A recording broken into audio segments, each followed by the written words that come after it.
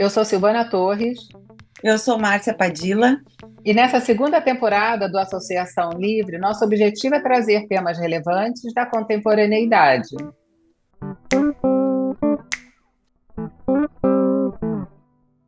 Sejam bem-vindos ao podcast Associação Livre. Hoje damos início ao encerramento da nossa segunda temporada de uma maneira especial. Tivemos a oportunidade de reunir a diretoria da FEBRAPS, gestão 2024-2025, para uma conversa extensa e necessária sobre os rumos da nossa federação e da psicanálise no Brasil.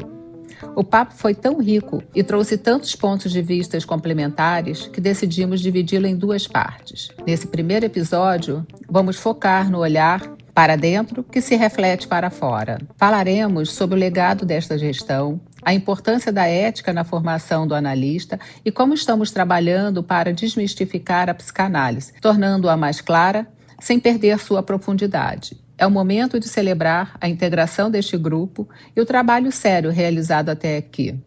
Acompanhem com a gente. Bom dia, pessoal. É um prazer enorme recebê-los aqui no nosso podcast Associação Livre. Bom, estamos aqui, com toda a diretoria, quase toda, na verdade, Falta, acho que dois colegas, Uma não vai poder vir, o outro vai entrar daqui a pouco, para esse grande bate-papo, da gente poder falar um pouco da psicanálise, do que o nosso trabalho nessa gestão. E aí, então, vou lançar uma pergunta para vocês.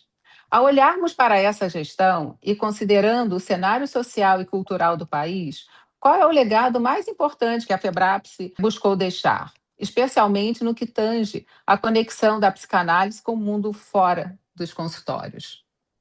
Bom, vou começar então, gente. Primeiro, que bom da gente fazer esse episódio, né? E com uma possibilidade da gente pensar, né? O que que foram esses 2 últimos anos dessa gestão conjuntamente, né? E ouvir as opiniões de todos a respeito, né? Eu acho que justamente a gente poder ouvir a opinião de todos é o primeiro legado, né? Um legado democrático, né?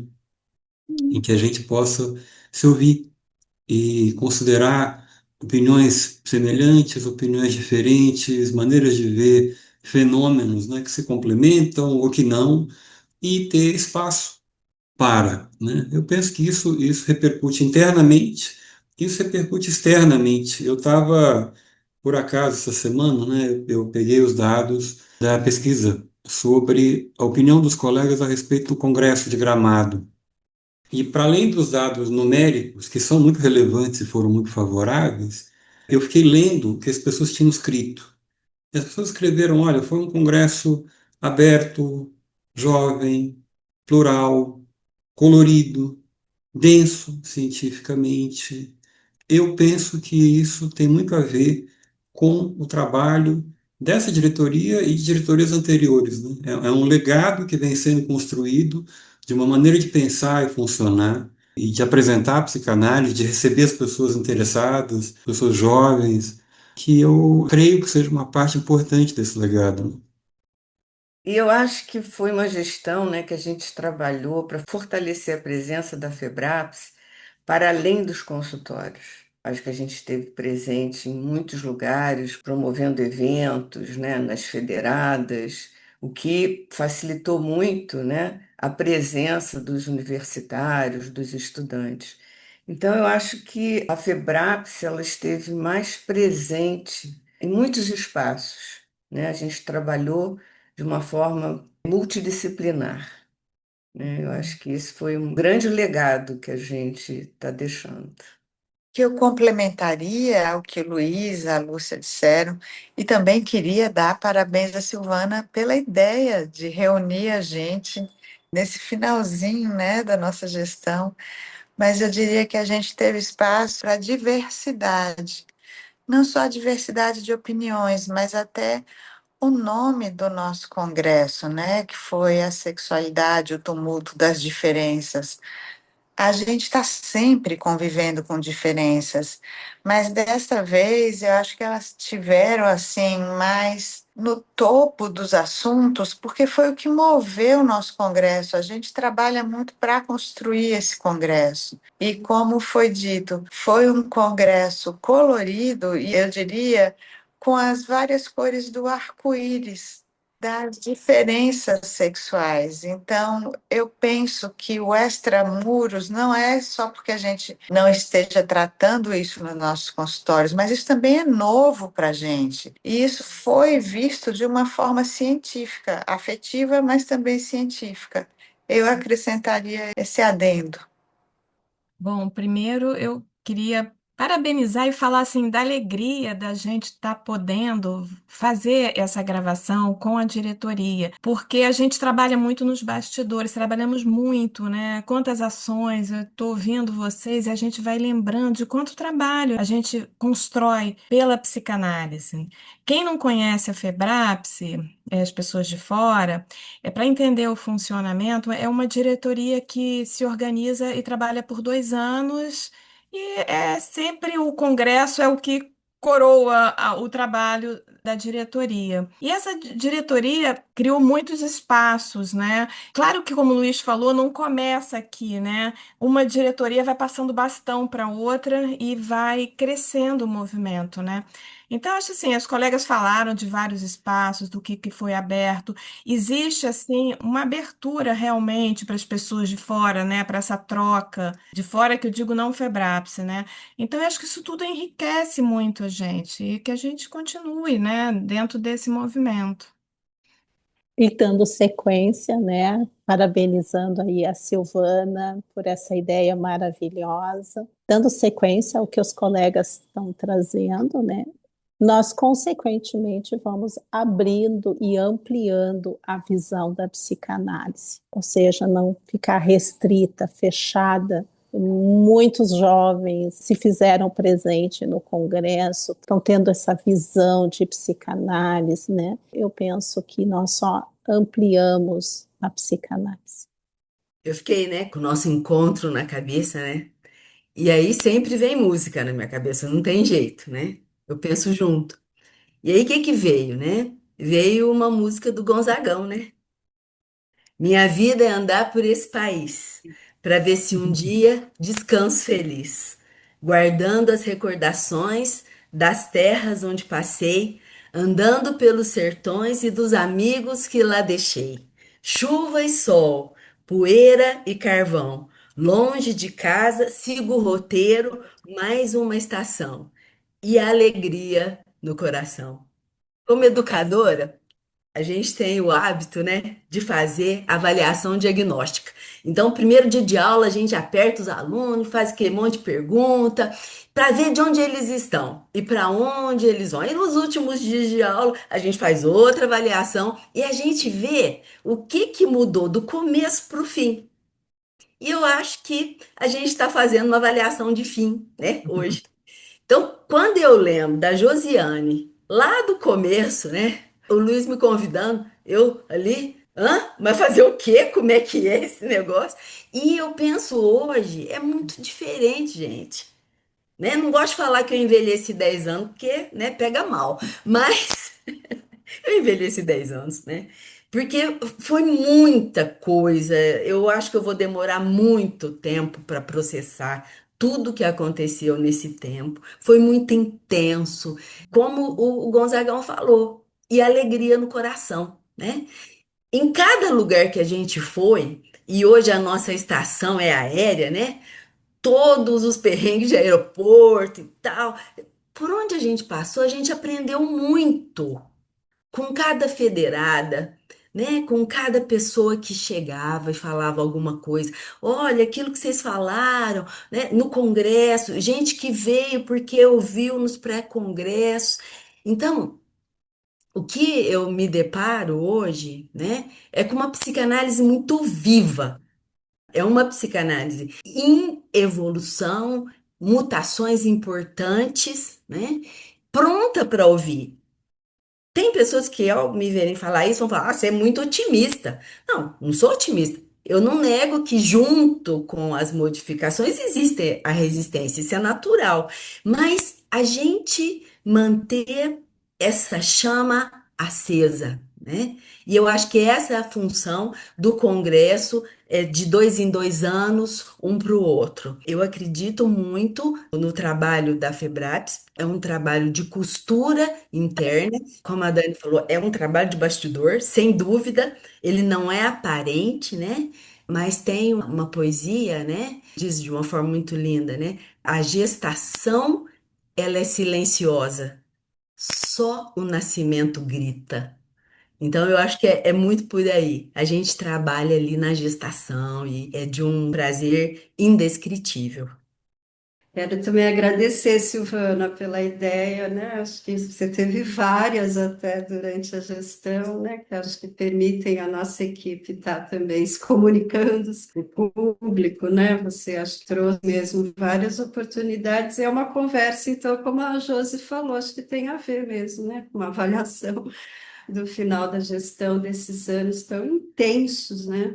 E eu fiquei pensando, né, assim, em termos de legado, né, eu fiquei pensando como a própria FEBRAPS, com essa vivacidade toda que a gente está vendo e que constatamos, né, também no Congresso de Gramado, mas como só de ela existir, né, e tão viva assim, é tão importante pelo sentido mesmo, né, de serem federadas ligadas à IPA. Então, eu fiquei pensando no maior legado do próprio Freud, né, fico pensando como a IPA, né, e as instituições a ela ligadas, né, como a gente tem uma função muito importante mesmo, né, no Brasil, né, nessa fase que a gente está vendo uma proliferação também, né, de cursos, enfim, e a psicanálise como mercadoria, né? O termo psicanálise sendo usado, né, de maneiras que a gente está vendo muito absurdas, né? Então, acho que o papel da psicanálise é fundamental num contexto como você destacou atualmente, né, a cultura atual carregada, né, de tanta violência, né, e nós temos visto tantos extremismos, né, e brutalidades e a selvageria, né, então a função da psicanálise pode ser mesmo, né, de muita utilidade, por isso que eu acho que eu vejo também como o Luiz destacou, né, o congresso por si só, né, que eu acho que foi uma grande tarefa nossa, né, o Congresso de Gramado, como outros têm sido, né? Trazendo o legado do Freud também, sempre tem o tema, né? Homenageando algum trabalho do Freud, como a Ana Cláudia destacou, o tema, né? Da sexualidade, a psicossexualidade, como ele foi sendo trabalhado, porque não é só o Congresso mesmo em si, todo esse preparo, essa preparação, 17 jornadas preparatórias, né, nas diversas federadas. Então, o tema em si da psicossexualidade, a constituição da subjetividade, né, por essa temática, então, que a gente desenvolveu, aprofundou, a gente vê como as diferenças, né, realmente aparecem, porque a sexualidade ela é perversa, polimorfa, né, e se apresenta, né, pelo corpo erógeno, como a gente viu muito esse conceito, se manifestando de muitas maneiras. Então, acho que o próprio tema, né, das diferenças está sendo muito útil, ainda está tendo, né? Acho que muitos desenvolvimentos. Então, foi um aprofundamento que eu acho também muito importante, que nós vimos na própria diretoria. É um tema recorrente, o tempo todo nós estamos lidando com diferenças, né? Então, na própria diretoria, nós tivemos conflitos, como todos os grupos têm, e fomos enfrentando, e foi prevalecendo essa atitude democrática, acho que tem muito a ver com a condução do nosso maestro aí, o Luiz, mas sempre permitindo que todos possam estar mesmo se colocando, ouvindo a todos. Então, é um tema que vai muito além do que a gente pode usufruir, eu acho, pessoalmente, um aprendizado imenso, mas para o público em geral, a gente ter destacado, né, é um grande legado. E acho que no decorrer da conversa a gente vai poder falar de outros, né, porque eu vejo as comissões da FEBRAPS também como uma coisa que foi crescendo e surgiram novas duas, né, durante essa gestão, mas aí depois a gente vai falando, que acho que também são muitos legados, difícil falar de um só. Não fique de fora. Acompanhe nossas redes sociais e visite o site da Febrapse para acessar conteúdos exclusivos e ficar por dentro das novidades. Junte-se a nós na promoção de uma psicanálise mais integrada e dinâmica. Febrapse, um lugar de troca, desenvolvimento e transformação.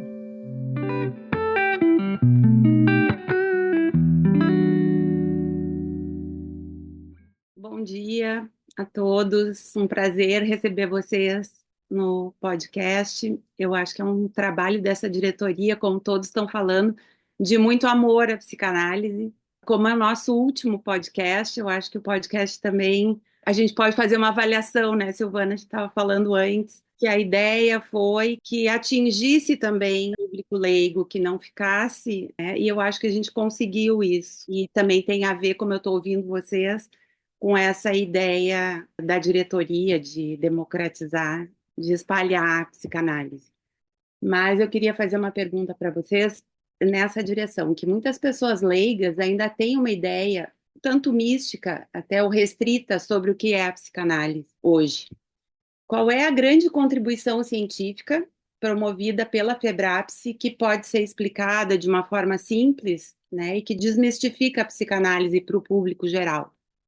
Vou fazer uma aposta aqui. Na minha visão, gente, sendo muito sucinto e pensando em alguém que é leigo, né, que não é psicanalista, ou que é jovem, ou que está interessado, né, em conhecer a respeito, a questão de que a maior parte do funcionamento mental humano é inconsciente segue sendo uma questão muito revolucionária para muita gente. Para nós é o arroz com feijão, é o diário, é o cotidiano da gente. Mas para boa parte das pessoas, né, pensar no quanto elas são movidas por algo que elas desconhecem, não têm acesso, e se puderem vir a ter acesso, vai ser através do relacionamento com o outro, um outro bem preparado, que tenha feito uma formação analítica séria, longa, cuidadosa, né? Esse é um aspecto central. Isso vai se aprofundar, vai mudar, vai ser aprimorado com vários autores, vai se pensar a técnica, a teoria, mas isso segue sendo o eixo central, né? E eu acho curioso, porque quando a gente está convivendo com muitos colegas, muitos psicanalistas, né, gente, a gente fala de algumas coisas como se elas fossem muito corriqueiras, né? Na hora que a gente sai do nosso convívio mais próximo, a gente vê o quanto algumas coisas que para nós são absolutamente banais são diferentes e surpreendentes para grupos que não são psicanalíticos, né? Esse é um outro legado, né? Uma coisa que a gente vai lembrando o que vai ficar, né? Mas uma das coisas que foram muito importantes, né, por exemplo, foi a gente ter uma área de publicações que produziu muito e falou muito para fora e permitiu que pessoas que eventualmente não tinham, ou tinham pouco acesso ao que acontecia na Febrapes e nas federadas, passassem a ter. As redes cresceram imensamente, os eventos estavam todos cheios, os preparatórios e os outros eventos das comissões, né? A gente teve um RTP recentemente, que foi uma reunião de treinamento e pesquisa que aconteceu na Sociedade de São Paulo, que foi a primeira vez que aconteceu no Brasil e que marca um momento de conversa, diálogo e trabalho conjunto das federadas com os pesquisadores das grandes universidades brasileiras e que é alguma coisa que a gente torce muito para que tenha uma continuidade no futuro. Eu pensei muito também no Febrapes Notícias, né, que hoje em dia ele é enviado, né, ele é eletrônico, pós-pandemia, né, ele é enviado para mais de 7.000 pessoas, né, que estão inscritas no mailing, né, ali da Febrapes. Então, acho que hoje em dia ele atinge, né, um público muito grande. E também a ideia sempre foi essa, né, de que as pessoas, né, os colegas, né, que eu convido ali para escrever, tenham sempre uma escrita sólida, mas de uma forma que seja entendido para quem não é da área ou para quem está iniciando também, né, na área da psicanálise. Boa lembrança, eu só não quero deixar de citar o seguinte, o Boletim das Federadas, né, Silvana? Porque ele Sim, amplifica imensamente a possibilidade de que pessoas possam participar de eventos no Brasil inteiro e que então aquilo que, via de regra, né, ficava restrito àquela federada ou àquela cidade ou uma região específica, se amplifique. Isso é uma grande vantagem, né? Para todos, eu penso. Sim, hoje em dia ele também é enviado, né, eletronicamente para mais de 7.000 pessoas. Então, enfim, penso eu que depois do Congresso esse número tem aumentado até, né? Que hoje em dia as pessoas têm acesso realmente a informações de eventos científicos, né, acontecendo nas 19 federadas através do boletim. E material, né, também através do Febraps Notícias, né, que sempre é 2 vezes ao ano, né, que ele sai, mas com textos muito interessantes, né, de vários colegas. Então, nessa gestão eu procurei trazer Febraps Notícias muito em cima de temas. Enfim, eu acho que a Febraps deixa, né, aí de alguma forma um material científico, né, eu acho que criado aí bacana nessa gestão. Eu estou pensando aqui, né, que houve uma época que a psicanálise, ela era algo assim muito inatingível, né? E até uma coisa do imaginário, né, das pessoas como algo inatingível, muito difícil, muito caro, muito elitizado para poucas pessoas. E assim, isso pode até ter acontecido, mas é um equívoco, né? Porque a psicanálise não nasceu assim. Tem uma pesquisa super interessante da Elizabeth Danto que fala das clínicas sociais de Freud, quer dizer, como aquele grupo inicial se ocupava de tratar a saúde mental das pessoas. Imagina, em época de guerra, como isso era importante, né, desde então. Então, eu acho que todo esse trabalho, toda essa a produção científica, quando a gente consegue conversar numa linguagem que as pessoas possam ouvir, entender, a gente não está falando para nós mesmos, né? Está falando para quem não é psicanalista. Então, tudo isso baixa essa ideia de Olimpo, né? Quer dizer, fica mais normal falar de psicanálise, conversar com um psicanalista, se tratar com um psicanalista. Quer dizer, tudo muito mais acessível.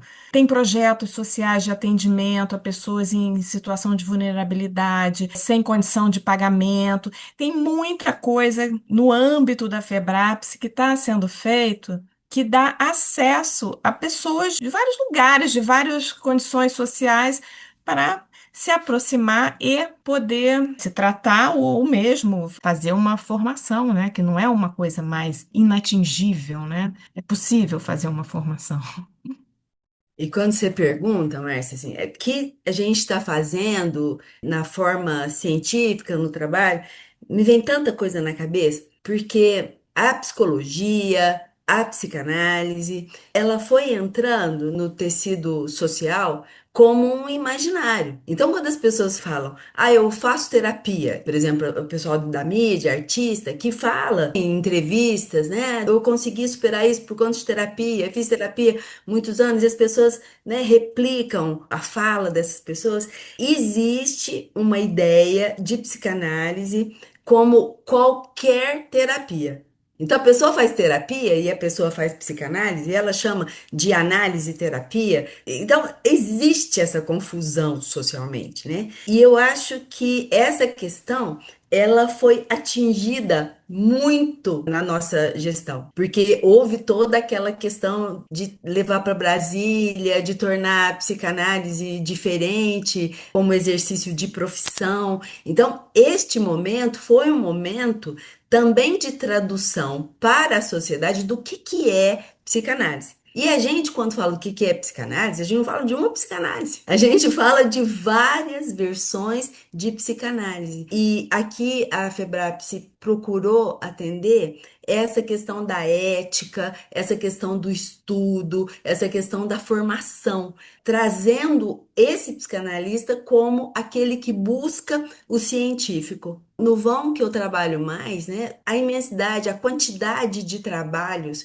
que falavam sobre as relações étnico-raciais, incluindo esse tema na psicanálise e tirando aquela visão que é tão jocosamente falado pelo Jefferson Tenório naquele livro O Avesso da Pele, quando ele fala a psicanálise é essencialmente branca.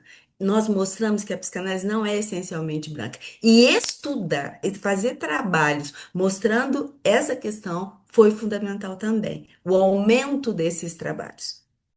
Eu estou pensando aqui, né, que eu acho que tudo que vocês falaram é muito importante mesmo, né? É como parece que está avançando mesmo essa conexão, né, das federadas, né, da psicanálise, vamos dizer, da IPA, né, que a FEBRAP se representa, com a comunidade em geral. Então, isso está crescendo, as redes sociais ajudam muito. Eu acho que todo o trabalho da Silvana, né, do departamento de divulgação, realmente tem sido muito legal, e acho que a tendência é ir mesmo crescendo nessa comunicação social, né? Mas eu fico pensando, Márcia, também nessa sua pergunta, que para conhecer mesmo a psicanálise, sabe, acho que é importante passar por um processo psicanalítico. Por isso que eu estava falando também da importância das comissões, e eu tive a oportunidade de acompanhar mais de perto o desenvolvimento da comissão de clínica social. Por mais que eu veja assim muito valor e tive muitas experiências com a clínica extensa, com a psicanálise em vários settings, como a gente pode ver, né? É um trabalho que tem muitos efeitos. Eu trabalhei muitos anos no Instituto Central do HC, aqui de São Paulo, então eu dou muito valor a vários modelos, como a Josi estava destacando, né? Mas eu também dou muito valor à psicanálise clássica, sabe? Então, acho que a democratização da psicanálise também passa por oferecer à comunidade o modelo também mais imersivo, de várias sessões por semana, né? Nós temos um grupo aqui em São Paulo, na clínica do CAP, e realmente tem demanda, porque acho que até pode ter um certo preconceito, como se a comunidade em geral não se interessasse. Nós vivemos muito essa narrativa aqui em São Paulo, como se a comunidade não se interessasse, ou mesmo os pacientes de consultórios privados, pelo modelo mais imersivo, né? Então, tem sido muito interessante aqui o crescimento desse grupo com análise de 4 sessões por semana, com valores acessíveis. E isso contribui para o processo de formação também, porque os analistas em formação, né, têm a oportunidade também, pelo CAP, pelas clínicas sociais das federadas, divulgar também, centralizar, mas acho que a democratização da psicanálise clínica e imersiva, isso também acho que é uma composição que a FEBRAP se favorece muito a gente fazer. Então, acho que temos muito a desenvolver. Por isso também a importância da pesquisa, para a gente superar o modelo filantrópico, porque ainda acho que ele prevalece. O Luiz citou muito bem a RTP, né, a reunião de treinamento em pesquisa. Então, isso eu acho que também é uma coisa super valiosa que eu vi desenvolver nessa gestão.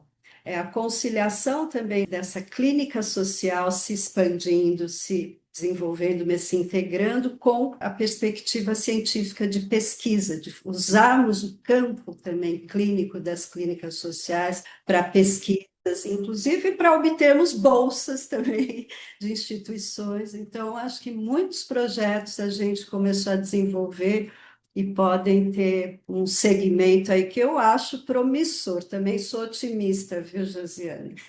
Como você.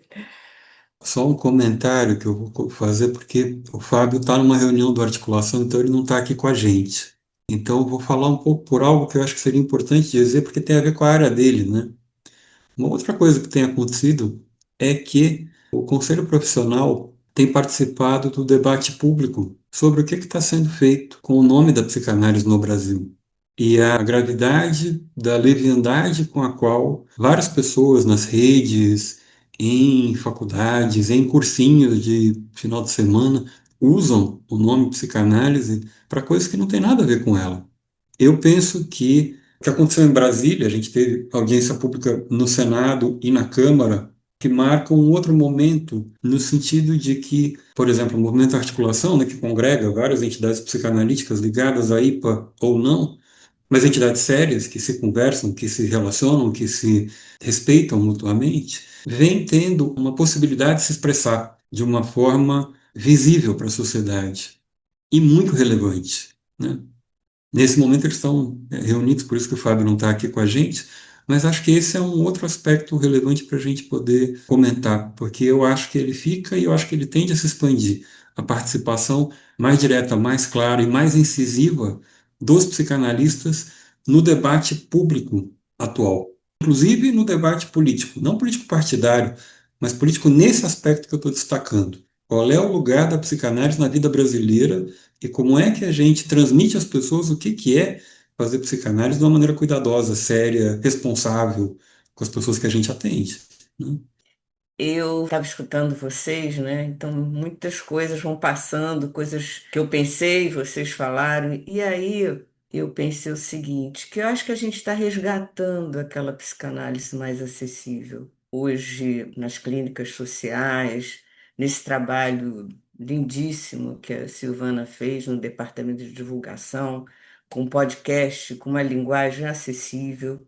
Então, eu acho que a gente tem contribuído, quer dizer, a psicanálise, a FEBRAPS, que a psicanálise seja mais acessível na vida das pessoas. Eu acho que o psicanalista, uma época, ele ficou muito reservado no seu consultório, lá protegido, e eu acho que agora a gente está indo à luta, está mostrando que a psicanálise está presente nos hospitais. Eu que trabalho no hospital pediátrico, eu vejo isso. Quanto a gente pode contribuir informando, né, inclusive orientando os pais em relação aos seus filhos, a como eles podem conduzir, né, aquela relação entre eles. Então, eu acho que a psicanálise agora está desmistificando mesmo, né? Houve uma época que ela ficou muito fechada, e eu acho que esse trabalho já vem sendo feito há alguns anos, e a gente tem visto esse resultado que nos gratifica muito. Que bom, né, que a gente está conseguindo, né? Fortalecer a psicanálise. Eu queria salientar um outro aspecto também, né, parte científica, a interdisciplinariedade, que a gente também frisou aqui. Então, hoje nós temos uma psicanálise que se comunica com outras áreas do conhecimento. Isso também contribui passar esse muro, pular esse muro, né? Dessa psicanálise fechada, restrita a um grupo só. Então, hoje nós temos psicanálise dialogando com a neuro, dialogando com a filosofia, sociologia, literatura, outras áreas do saber que vêm contribuir, e a psicanálise se mostrando daí presente na área científica. Só complementando um pouquinho, né, Suzana, foi interessante, acho mesmo, você falar da interdisciplinaridade, porque como a psicanálise começa com um neurologista, né, ela vem como uma transformação aí que o Freud fez, né, no campo da neurologia. E, de fato, acho que houve essa separação na neurologia, ficou para lá, a psicanálise para lá, e vem sendo agora, né, cada vez mais reintegrados esses campos. Hoje em dia tem até o termo neuropsicanálise, que eu acho até redundante, porque a psicanálise também tem muito a ver com a neurologia. E, nesse sentido, eu estou ressaltando aqui como, de fato, os neurologistas têm validado as teorias do Freud, né? Então, as pesquisas neurofisiológicas de laboratório, né? Como tem mesmo confirmado, né, a concepção de cérebro do Freud, de plasticidade cerebral. Então, é muito interessante, né? Como passa mais de um século, né, mas esse reencontro vai sendo extremamente importante, né, para a área da medicina também, né? Então, essa integração, né, da psicanálise com toda essa multidimensionalidade que é a mente humana. Então, não tem como se dissociar de outras áreas também, né? Não só, inclusive, a neurologia. Mas muito legal. E nós tivemos no Congresso, né, o diálogo interdisciplinar como uma modalidade. Também acho que foi uma abertura muito interessante. Pegando carona, né, no que já foi falado aqui, né, o Luiz frisou bem essa questão ali, né, do articulações, enfim. Com a crescente interesse, por vezes, né, a confusão no mercado sobre a formação psicanalítica, como a FEBRAPS, através do seu rigor científico e ético, se posiciona para garantir a qualidade da psicanálise. O que o público leigo, né, deve buscar em um profissional ou numa formação, né? Eu acho que isso é super importante. Ao longo da nossa gestão, nós fomos impactados, né, algumas vezes por cursinhos, né, ou isso também era nos enviado, né, por alguns colegas, enfim, alguma coisa, de cursinhos rápidos, fáceis, né, enfim, pague 10 de 99 e você já saía ali como psicanalista, né? Eu acho que é importante poder informar, eu acho que essa é a diferença, qual é o papel da FEBRAPSE, né? Dentro dessa questão da ética científica, né? O que que as pessoas podem procurar, né? Como devem procurar, né? Não só uma análise, né? Mas também uma formação. Então, assim, o que que vocês podem contribuir? Olha, só para começar a conversa, que eu acho que é importantíssimo sobre isso, e para alguém que não seja, né, psicanalista, que não esteja participando desse debate, né? A psicanálise está vivendo, como várias outras áreas, uma espécie de invasão de pessoas que não têm nada a ver com ela. E que a gente vê em outras áreas também, né? A gente vê hoje em dia, por exemplo, você abre uma rede social, você vê gente falando de economia que não é economista, que não entende do que está falando, ou Uhum, falando de medicina sem ter formação para falar daquilo, ou falando de qualquer outra área, com uma irresponsabilidade, uma falta de cuidado com as pessoas e como aquilo vai repercutir, perigosa, assustadora. Nesse sentido, formação em psicanálise é algo longo, trabalhoso, intenso, que demanda análise pessoal, supervisões de casos, seminários clínicos e teóricos. É uma formação que foi estabelecida, os pilares principais foram estabelecidos há mais de um século. Vieram se transformando, mudando, sendo repensados, mas existem consensos dentro da área, do campo dos psicanalistas de uma maneira mais ampla, sobre alguns aspectos que são fundamentais para uma formação. E é muito importante que alguém que seja mais jovem ou esteja interessado não imagine que seja possível se tornar psicanalista com atalho, porque não é. Para quem deseja uma formação rápida, alguma coisa profissionalizante, escolher psicanálise é um mau caminho, porque não é disso que se trata. É trabalhoso, é longo, depende da gente poder passar pessoalmente por uma análise pessoal. Via de regra, os analistas, os melhores que eu conheço, passaram por algumas análises pessoais, não só por uma. E a gente poder falar disso via FEBRAPS, via cada uma das federadas. A FEBRAPS tem 19 federadas espalhadas de Pelotas a Fortaleza, então, por boa parte do país.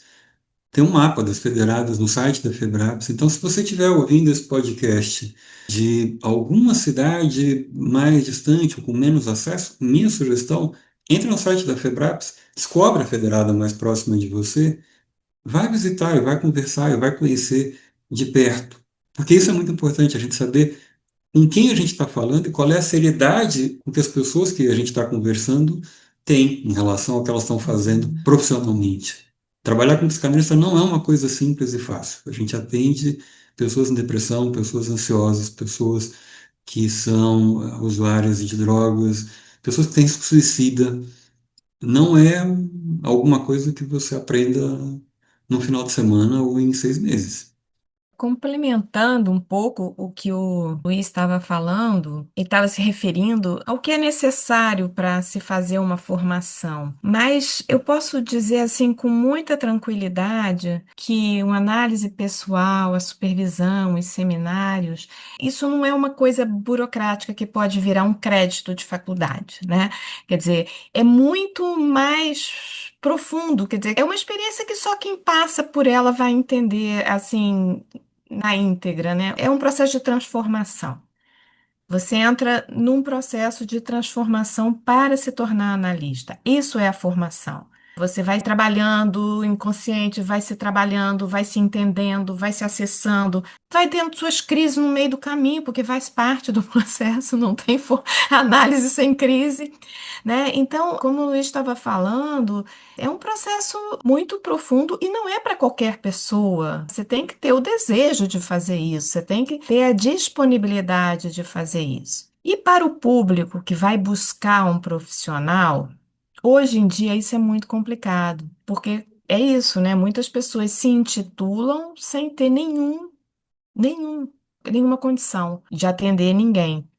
Então, eu diria que seria bom não apenas uma indicação, porque às vezes a indicação também, dependendo de quem seja, né, não é muito sólida, mas buscar profissionais onde tem uma referência da sua formação, a que lugar pertence, né?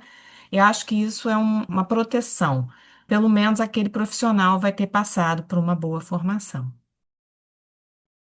que eu ia complementar é que talvez esteja passando uma falsa ideia de que essas formações, uma formação que as federadas que compõem a FEBRAPS, né, no Brasil todo, que elas dão, elas são antiquadas porque elas levam muito tempo.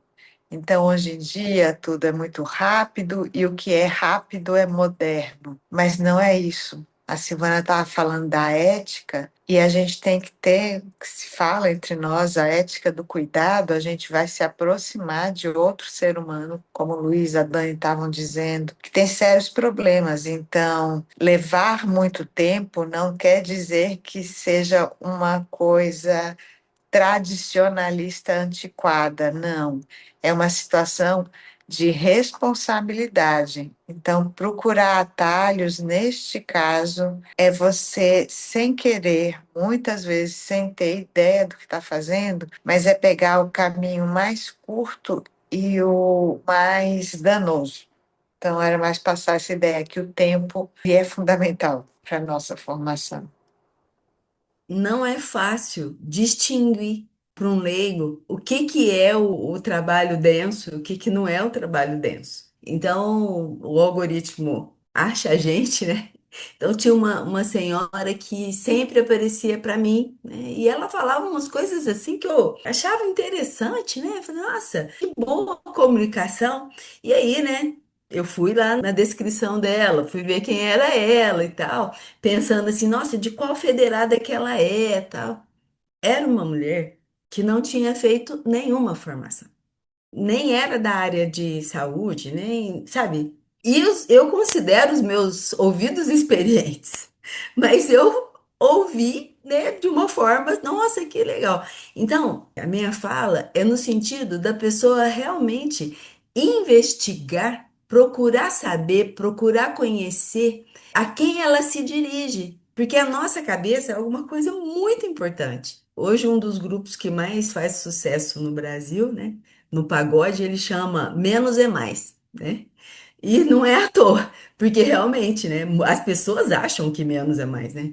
Quanto mais rápido elas forem, quanto mais intenso elas forem, quanto, né, 2 dias, 3 dias, quantas vezes rapidão, a orientação, aquelas regras prontas, muitas vezes isso é o sucesso. E não, eu nem acho que a gente caminhe na contramão, nem colocaria assim.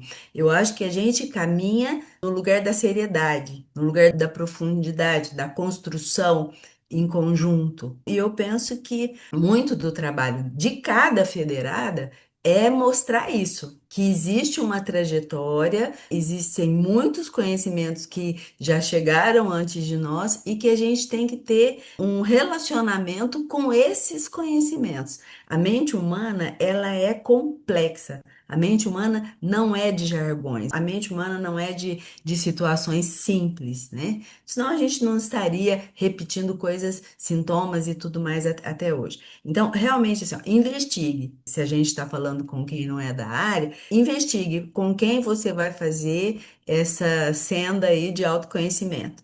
E para nós da área, como é bom a gente ter essas situações de jornadas, simpósios, a troca através de livros, através de textos, como é enriquecedor e como a federação ela azeita essas trocas e essas relações.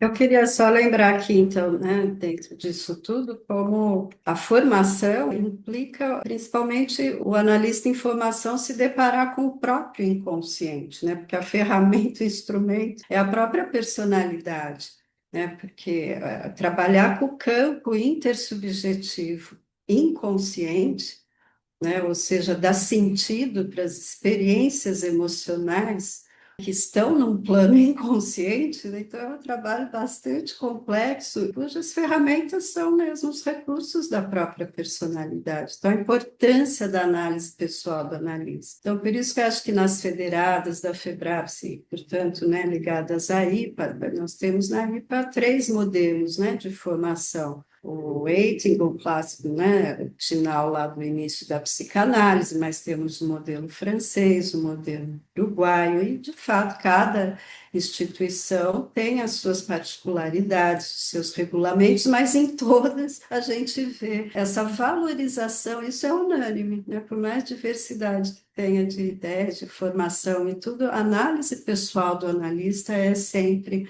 muito valorizada em todas as instituições da IPA, né? Esse compromisso, na verdade, é com o próprio contato, com o próprio inconsciente, os próprios sonhos, né? Como diria o Freud. Então, é um trabalhão, não tem mágica, não tem como ser rápido, tem que ter muita motivação e disponibilidade. E recursos também, né? E no caso, a clínica social pode também oferecer esse modelo, que também, não só para quem vai se tornar psicanalista, né, pode ser muito interessante, mas destacando essa complexidade que é o contato interno, né, com o próprio mundo interno. Eu lembrei, né, daquele artigo, daquele trabalho do Freud, Análise Terminável e Interminável. A formação do analista, ela é durante a vida toda. A gente acaba a formação lá no instituto, que tem lá, né, todos aqueles critérios, mas a gente não para, né? Isso é o início. A gente está sempre estudando, sempre voltando para a análise, como acho que a Ana Clara disse, né, o nosso instrumento de trabalho. Então a gente tem que cuidar bem desse instrumento. E o Freud recomendava lá, tinha aquela recomendação, né, de voltar à análise de 5 em 5 anos. É óbvio que não tem esse padrão. Você volta à análise quando você acha que precisa, quando você não está dando conta ou tem alguma questão que está impedindo que você tenha, né, esteja muito disponível para o seu paciente. Então, eu acho que a formação do analista é interminável, né? A gente está sempre indo para supervisão, fazendo análise, estudando com os colegas, dando aula, e os seminários que a gente administra também a gente precisa estudar, né? A gente não sabe tudo. Então, acho que é interminável. Dando sequência à ideia da Lúcia, né, me veio. Também estava pensando nisso, né, que acho que essa é uma das ferramentas que diferencia dos outros saberes, né, porque a gente trabalha com a subjetividade, e a subjetividade, ela é um ser aberto, está em devir permanentemente, né, então não tem como ser exata, né, e fechada, né. Então, a psicanálise, então, tanto o analista quanto o paciente, eles estão em devir, eles estão em movimento, né? Então, isso tudo é uma experiência, né? Então, isso que torna a psicanálise diferente dos demais saberes. Todo esse processo, ele é contínuo, né? Chegamos ao final da primeira parte deste encontro com a diretoria da FEBRAPS. Hoje passamos pelos fundamentos que sustentam a nossa prática e pela responsabilidade institucional de manter a psicanálise viva e rigorosa. Mas a nossa conversa não termina aqui. Na próxima semana, na segunda parte deste especial, vamos expandir o diálogo para o impacto social. Falaremos sobre como a psicanálise age na comunidade, na cultura, nas publicações e qual é a visão deste grupo para as próximas gerações de psicanalistas. Agradecemos a sua escuta até aqui e esperamos você para a conclusão dessa jornada no próximo episódio. Até lá!